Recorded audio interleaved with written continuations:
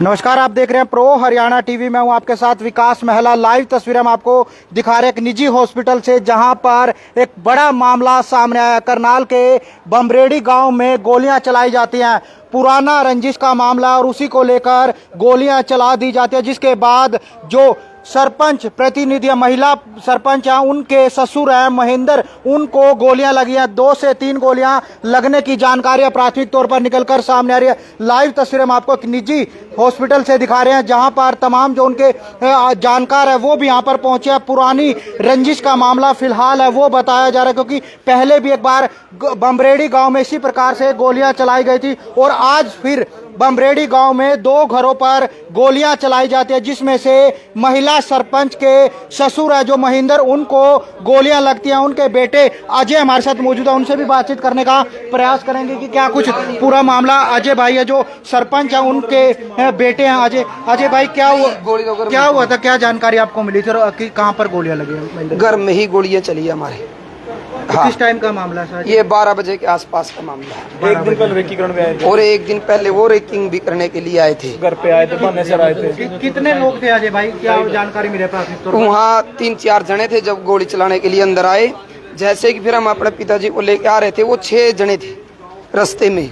उनकी कोशिश थी रास्ते में भी दोबारा फायरिंग करने की, पीछे भी करे। हाँ। तो आपकी वाइफ सरपंच है गांव में, क्या नाम है? सुविता।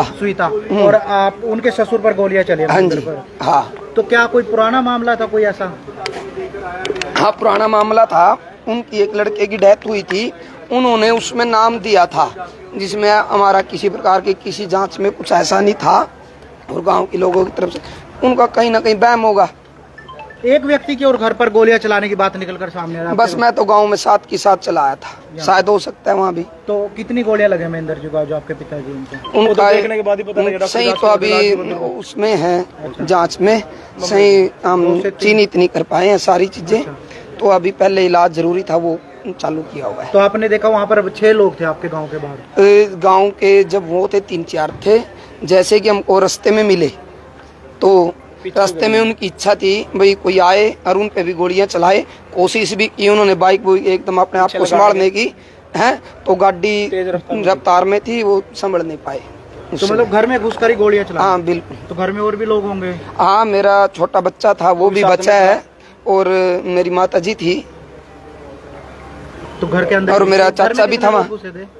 घर में वो 3-4 थे, वो 3-4 लोग थे। बाकी आपने 6 लोग बाहर? वो सही जानकारी मेरे चाचा जी है, वो दे पाएंगे। कितने बजे का मामला है तकरीबन? ये 12 बजे के आसपास। 12 बजे के आसपास। हाँ।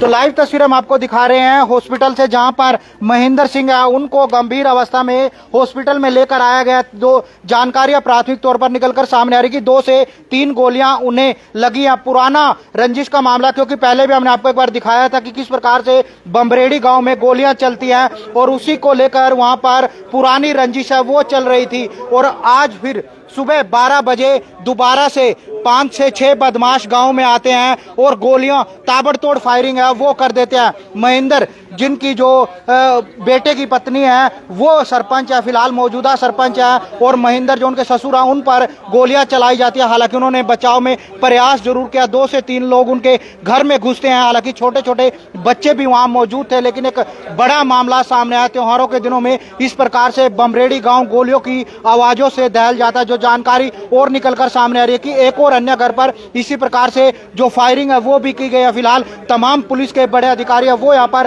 पहुंचे हुए नजर आ रहे हैं। पुलिस की तमाम टीमें हैं वो मौके पर पहुंची हुई नजर आ रही है। हालांकि मौके पर भी जो पुलिस के अधिकारी है वो वहां पर गए हैं, क्योंकि एक बड़ा मामला बमरेड़ी गांव में सामने है, जहां पर घर में सुबह 12 बजे ही घर के अंदर 3 से 4 युवक जो घुसते हैं, हथियारबंद युवक घुसते हैं और फायरिंग शुरू कर देते हैं।